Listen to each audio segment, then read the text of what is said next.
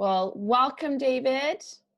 How are you? Where are you zooming in from?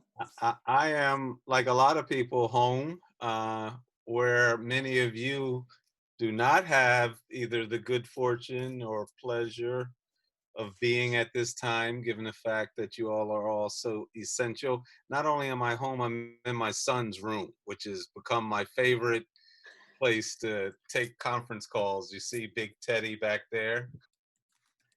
So there's something called stock versus concealed stories. And stock stories are stories that,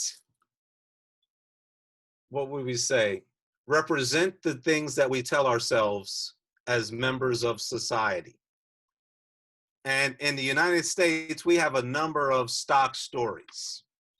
They revolve around things like life, liberty, and the pursuit of happiness. All men are created equal, and women. The land of opportunity, and that we're a nation of laws.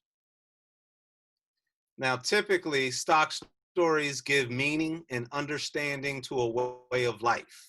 They're very much a part of the status quo in the lived narrative that a nation lives out of, or a smaller community.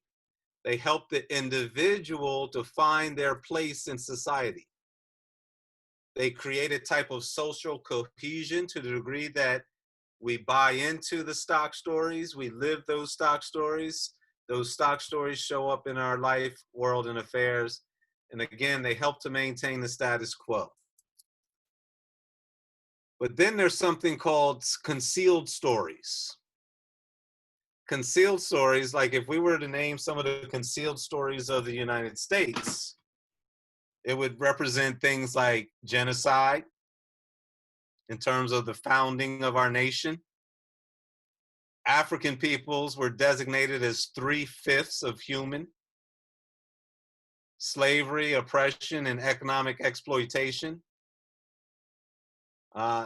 This idea of a nation of laws is very much unequally applied, and that at the time it was written, we the people was really referring to white males. So those are the less told stories, the concealed stories, the stories that, and I saw some head shaking while I was going through them, but they're certainly not the dominant narrative that we live out of as a nation. Are they? No, but we know they're very much as real. And so I want to ask you, if you were to think of some more stock stories, even beyond the ones that I just mentioned, what stock stories come to mind for you about the United States?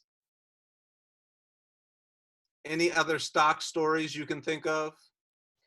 I can think of one, but I don't know if it's going to be popular. That, especially with We're not here to be popular today. Especially with the political climate, but the whole "Make America Great Again." In my opinion, it wasn't that great to start out with. I mean, we are a country built on slavery, oppression. Like, if we really wanted to make America great, we would make it so that everyone has,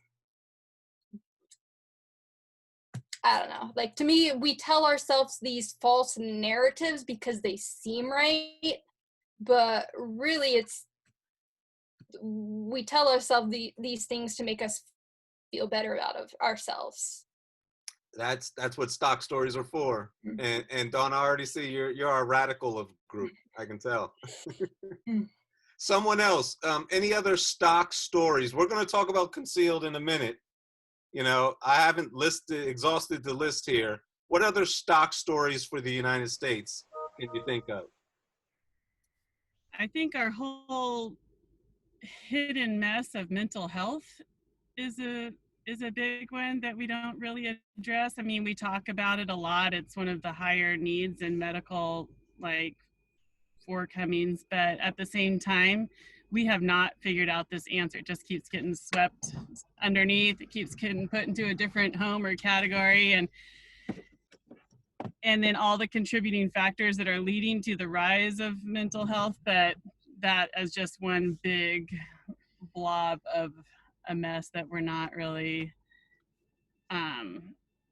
taking accountability of, or I don't know, and also not really investing in. I don't know if that qualifies as a stock story, but it's an ongoing, coming soon big story. Especially under the current circumstances. So let me ask you, Julie, Yeah. would that be a stock story or a concealed story? Oh, no, that would be a concealed story. Oh, Right. I'm sorry. Were we talking about stock stories? We went back to stock, and I wanted you all to surface some more. So, but let me ask you, it's easy to flip back and forth. So, Julie, what would be the stock story that supports the status quo, this disinvestment you're talking about in the context of mental health? That we take care of all of our people with all of their different health needs, you know, that we allocate funding for them, that we provide alternatives that accommodate their living needs, and we allow for their quality of life to remain the same. We totally support them, you know, whether they're the elderly. We just watched this video called The Right to Fail, and it's taking people with mental health issues and taking them out of the adult homes and giving them the right to live independently. Where for a lot of them, the story was that was terrifying and they needed support. You know, there's that fine line of integration and then also giving them the aid and the support they need. But I think the stock story would be just that we do take care of people with all the vulnerable populations. We meet their needs. Absolutely. And you know what, I'm going to take it even a step further in terms of even our broader context as Americans. And I think there's a stock story that would go something like, I'm happy, you're happy, everything's okay. You know what I mean? And that largely, particularly in polite conversation, you know, our first orientation and inclination is to give the I'm okay story. You know, and I think to a significant degree, many, if not all of us, you know, now there are those individuals who they could have hit the lottery. They're going to find a dark cloud, you know, somewhere around it, you know. But by and large, I think there's a predominant stock story of I'm doing just fine and we'll be fine and everything's fine. You know, that kind of drives a lot of an American ethos, if you will, you know, and it's good to be optimistic and so forth, but at the same time, we can miss opportunities and to really identify where there needs to be improvements, right? I certainly get the core message of where you're coming from with that, Julie. So there are these things called stock stories. There are these things called concealed stories. And then there's a third thing, that's called a revealed story. Now, revealed stories are often in, you know, contradiction to very specific stereotypes. All right, stereotypes around subgroups of people. All right. And if you can think of any subgroup of people, you can think of a stereotype that kind of looms over them in terms of what those who may be either in that group or not in that group think about them. Do you get where I'm going with this? And so I want you to think about, and obviously, because I don't have it on the PowerPoint, but it is a part of the story here.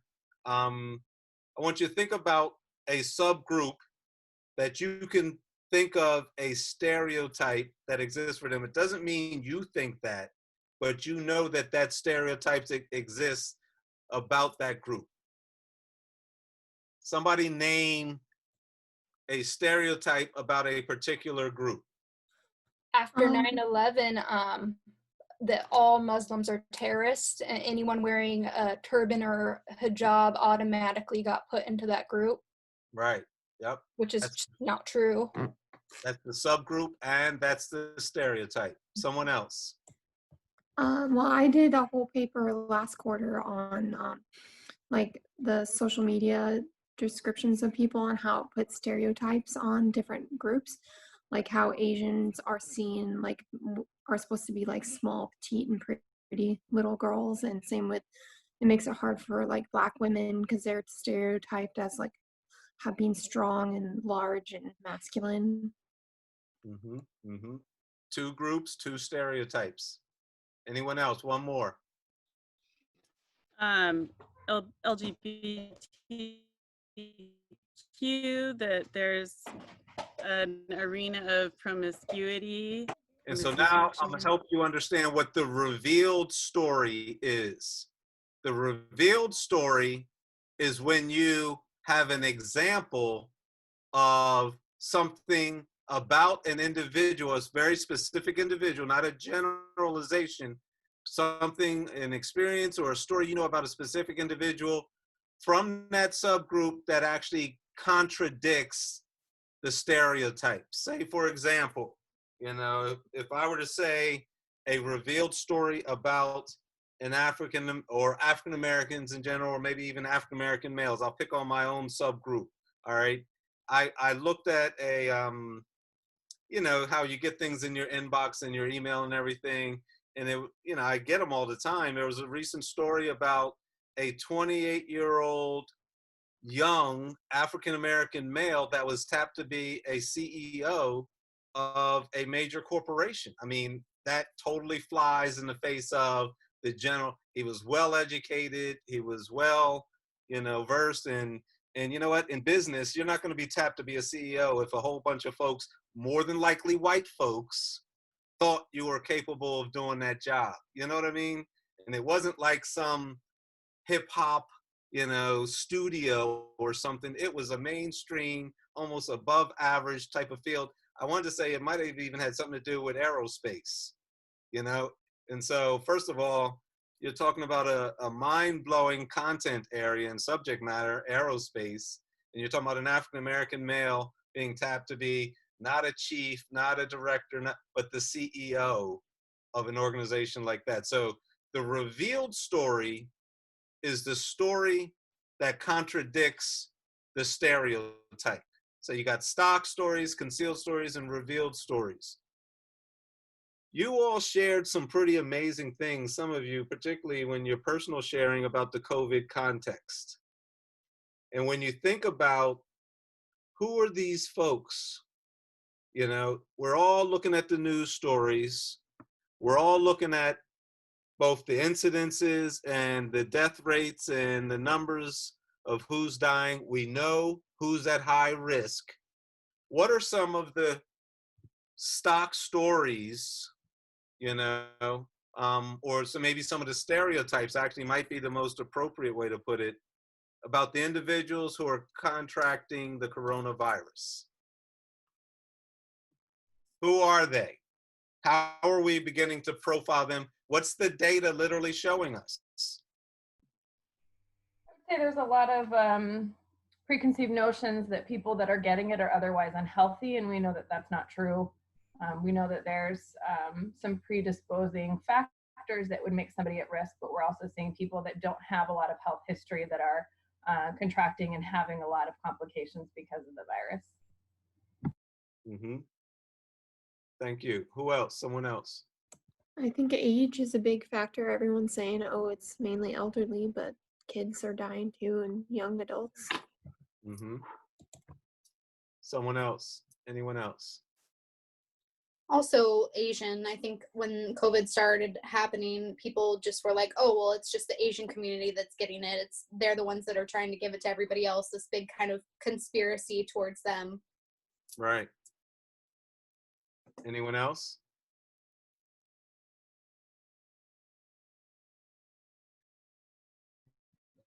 So I don't know if,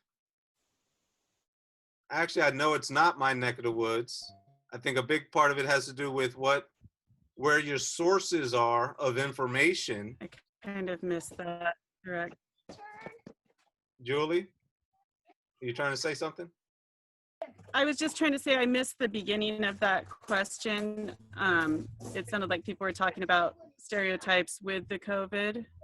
Exactly. Yeah. What are we receiving as the profile of who the COVID victims, whether it's just the case of or the death of COVID? What are we hearing about the profiles of these folks, who they are? And we're having these kind of demonstrations happening in certain little suburbs of the town where people are like rallying their cars together, anti-masks, and I guess promoting herd immunity without necessarily calling it that. Fascinating is potentially maybe the different narratives that may actually, it's a fascinating thing, as I'm listening to you all, because our nation is a nation of regions. Our nation is a nation of subpopulations. And something we're learning about our nation, and particularly our nation in relationship to our communications systems and structure and media, is that particularly with the advent of social media and technology, we can all live in our own bubble of a world, where a very similar and common narrative just reverberates and bounces off of an echo chamber. And we think that that particular narrative is what is the broader reality, because the narrative that's bouncing around in my sphere, in my bubble, I'm admitting I'm probably in a bubble just like everybody else, is that it's African Americans who are dying from COVID. And my professional work, or at least they're dying at higher rates, my professional work automatically then sends me in a mindset to the social determinants of health.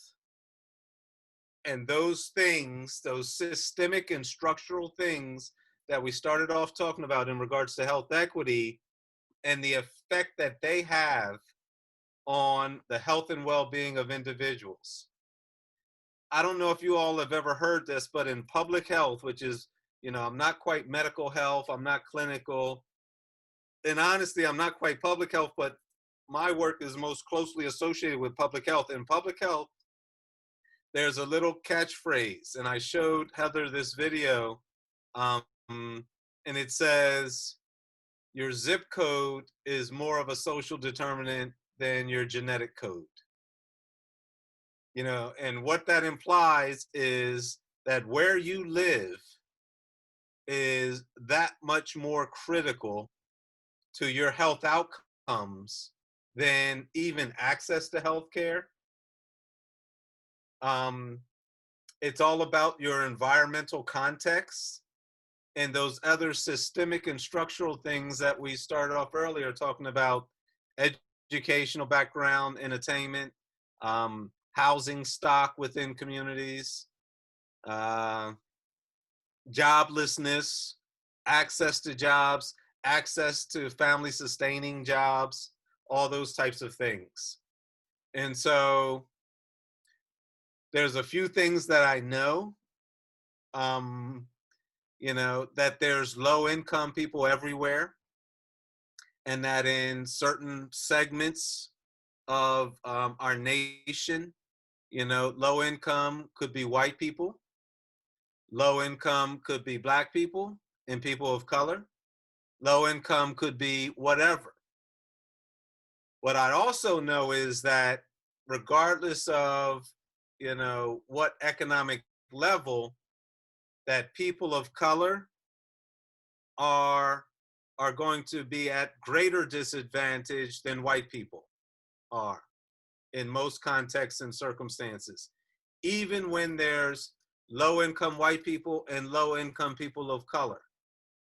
That there's this race factor and dimension, and there's data to prove this out. And this is where we get to a point where we need to move into another level of the dialogue, beyond just stock and concealed stories.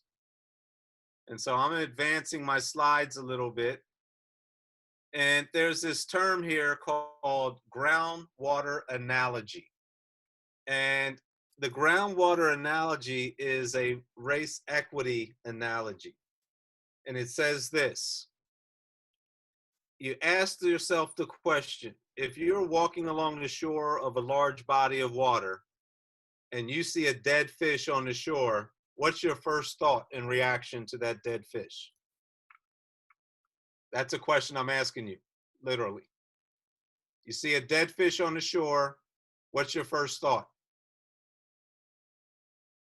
How did it die? What happened to that fish, right?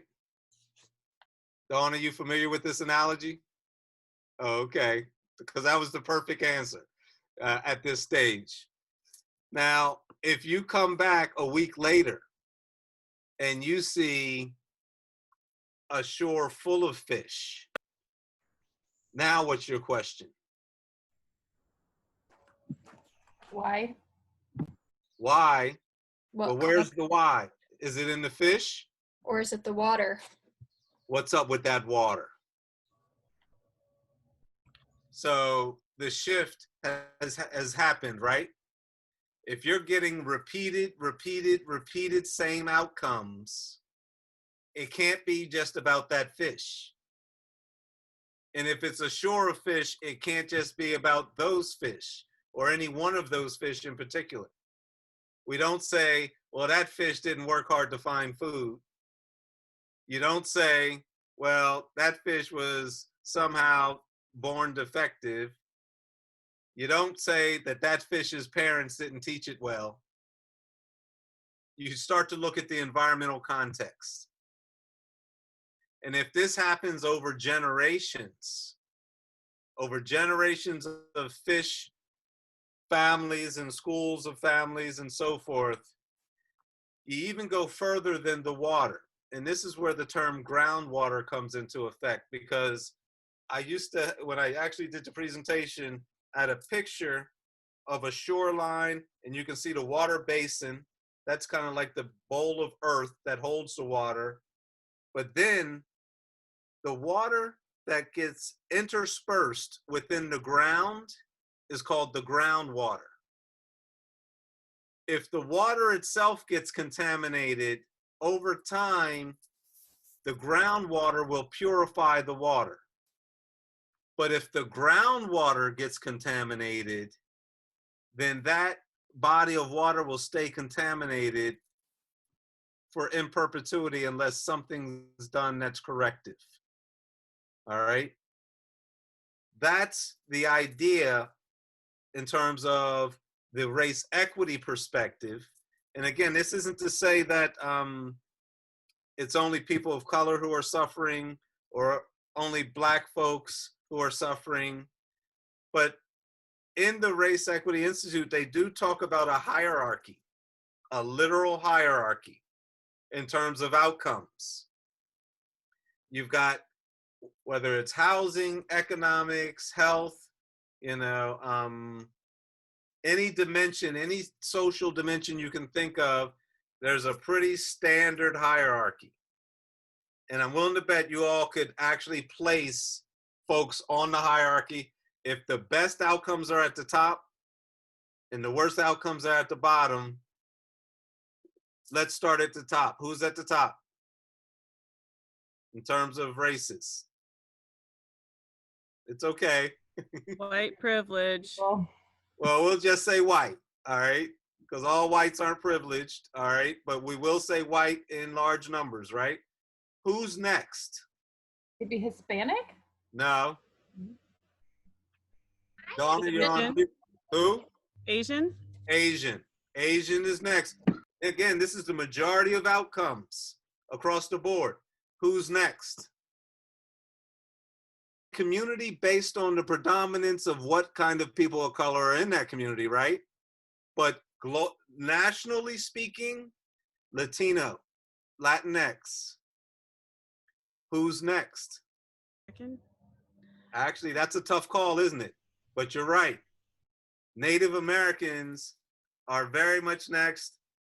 And who's at the bottom? Regularly consistency, consistently wherever they show up in large numbers? African American.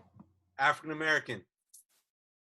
The Race Equity Institute actually has a training, and they show across every one of the socioeconomic factors that this hierarchy is durable.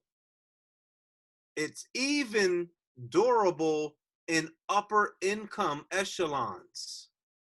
So even among rich people, where you've got Black, white, Latino, and whoever, all right, the same hierarchy exists. So there's something very durable about this race dimension. Now that's just a bit of a qualifier and a part of the context. And so, but I gotta ask you the question, in your community, is there not an advancement of the data in a way that's showing who racially is dying from COVID?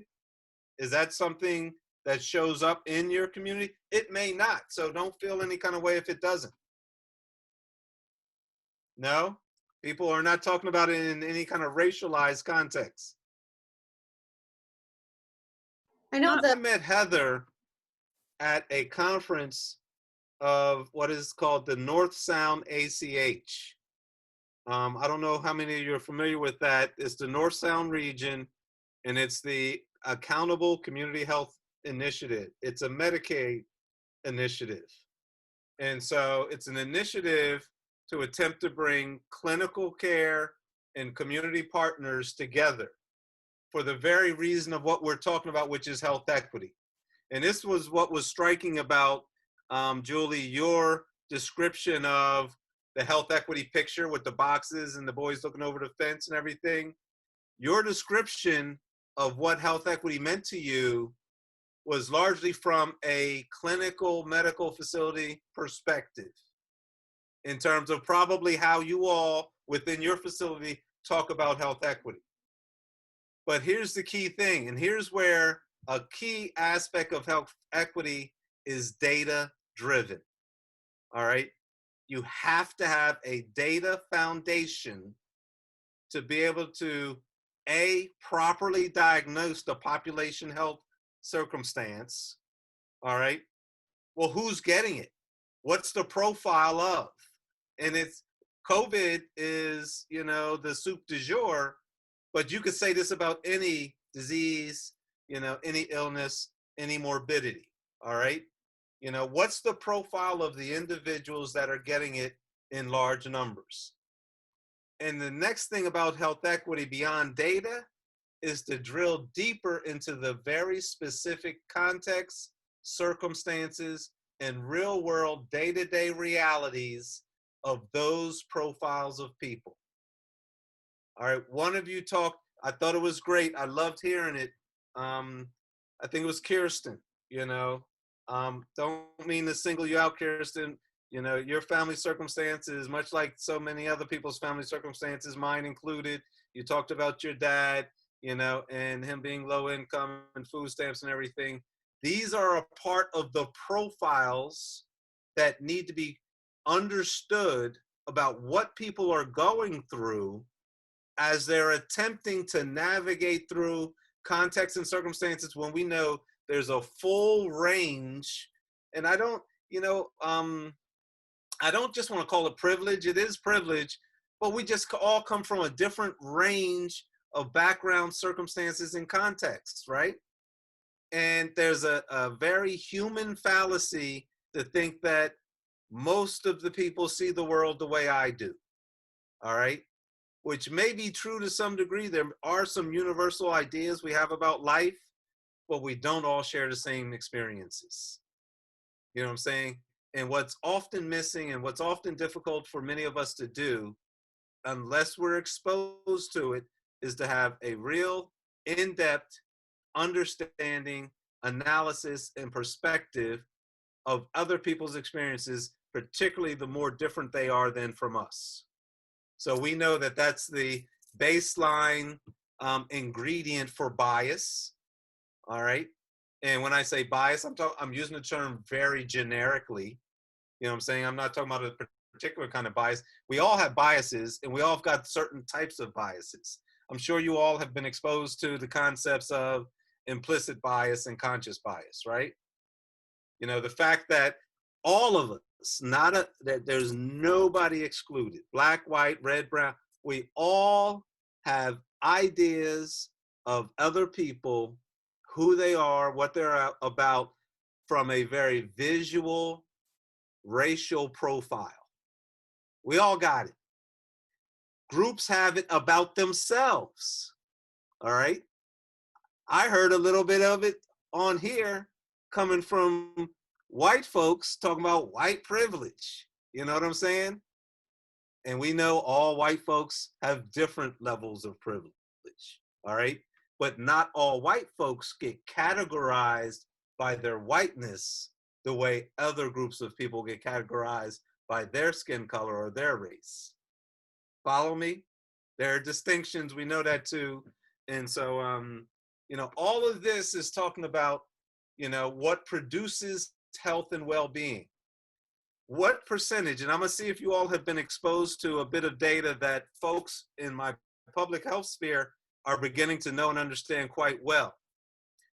What percentage of any individual's health and well-being is attributable to the quality and access of healthcare that they receive? We've actually got this quantified. So out of 100%, what percentage of any individual's quality of health and well-being is attributable to the quality and access that they have to quality healthcare? That's a question I'm asking you all. About 20%, Bingo. Roughly, plus or minus. because it's a determinant of, it's a determinant of health. It's 1/5 of, maybe. It's one determinant of health. Quality and access to healthcare hovers right around 20%. All right.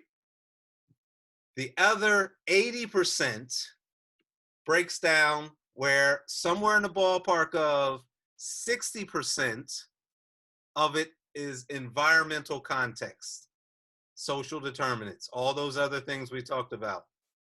The remaining slice, there's two slices. One is lifestyle behavioral choices, which is less than 20%.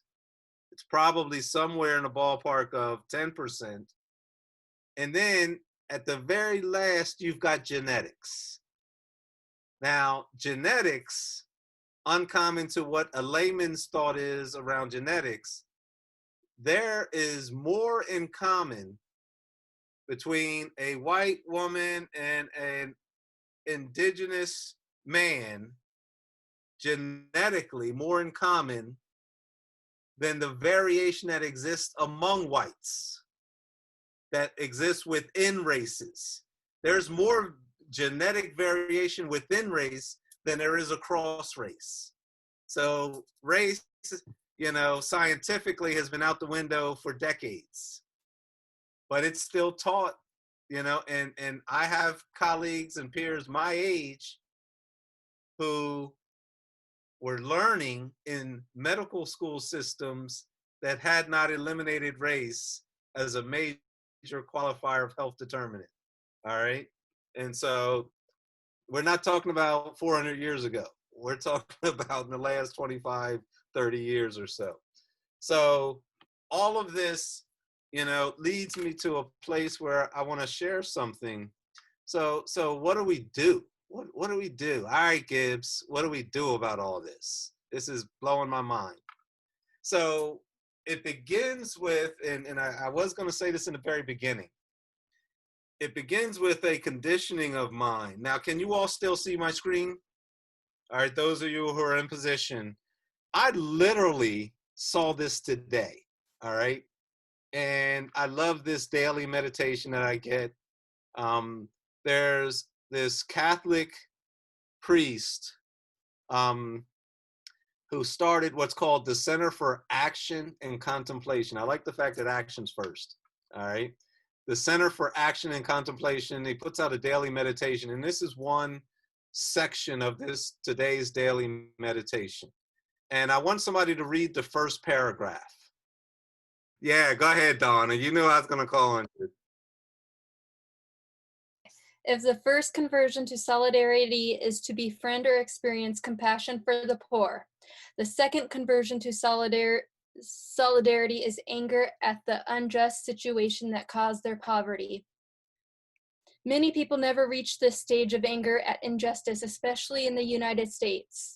Our cultural worship of individualism and bootstrap mentality deprives us of the capacity to empathize with people in need and recognize systemic oppression. Thank you, Brianna. When we are in the middle or upper tier of privilege, it is almost impossible to see the many ways the system helped us succeed.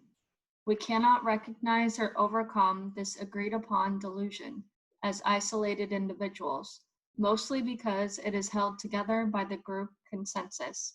The dominant group in any country or context normally cannot see its own lies. One more sentence. We have. Mm-hmm.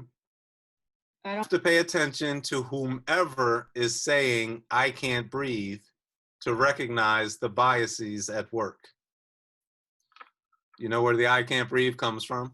It was the young African American male who was pinned down by police, and he kept saying he can't breathe, and he ended up dying.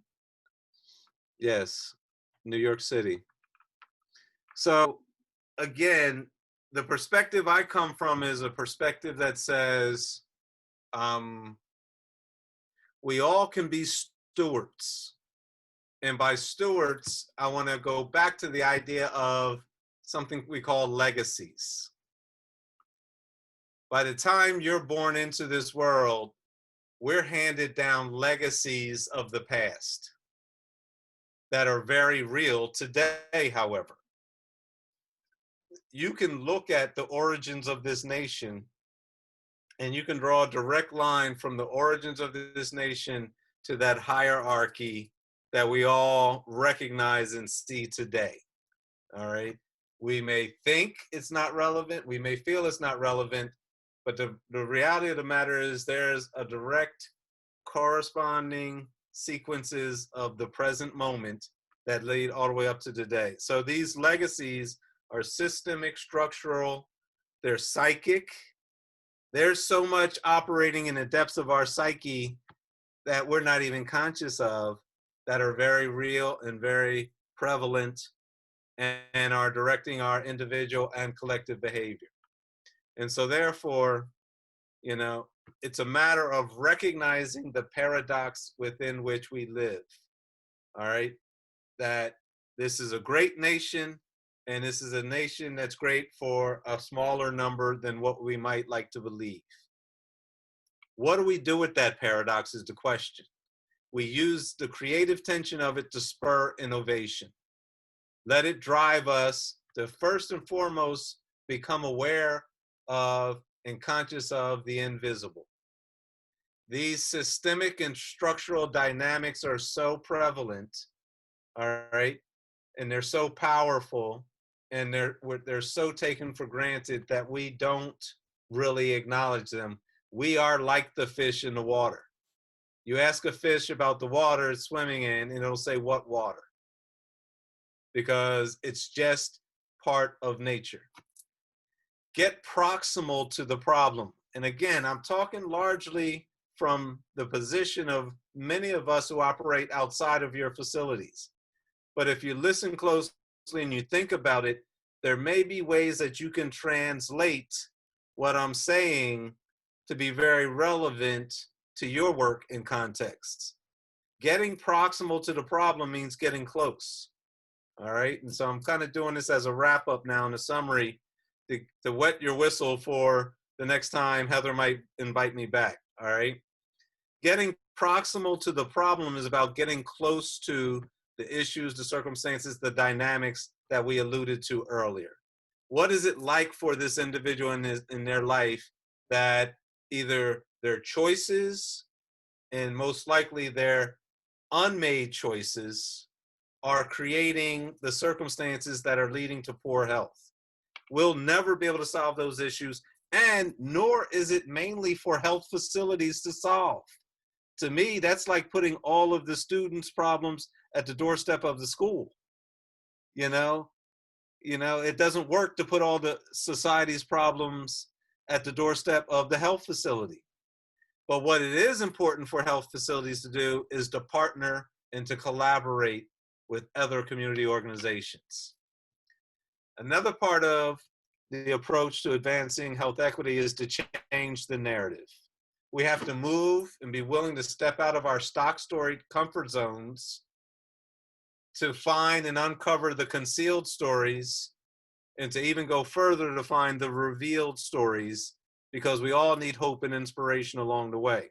But we should not expect every African-American male to make their way to being dubbed the CEO of an aerospace,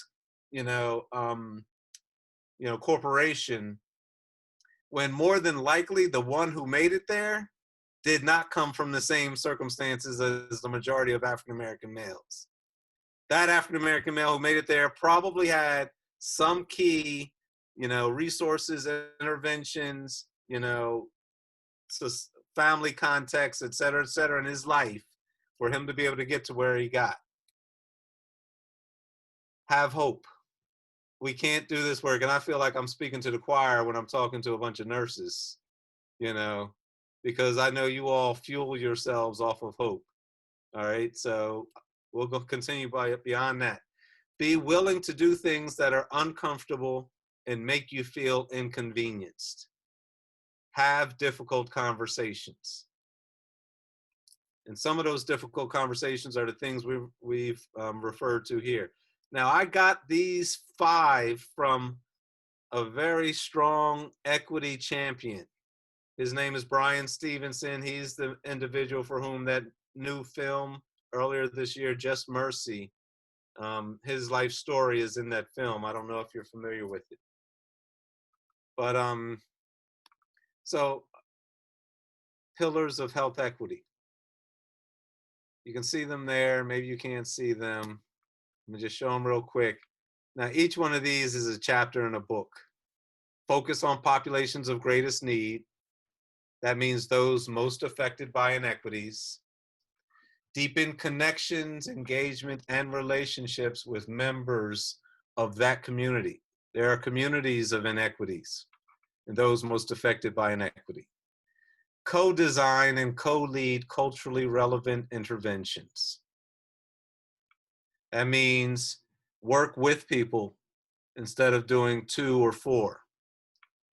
And then again, this is in the community context. Expand and increase emphasis on the social determinants of health, or something also known as the vital conditions for health and well-being. If I come back, we'll unpack all of these. And then number 5, build state-of-the-art collaborations and coalitions. That's your facility working with the local food pantry, working with, some other community-based organization or mental health institution or whatever case may be.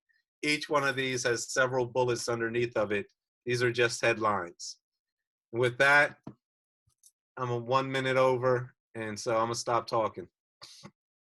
Thank you for having me.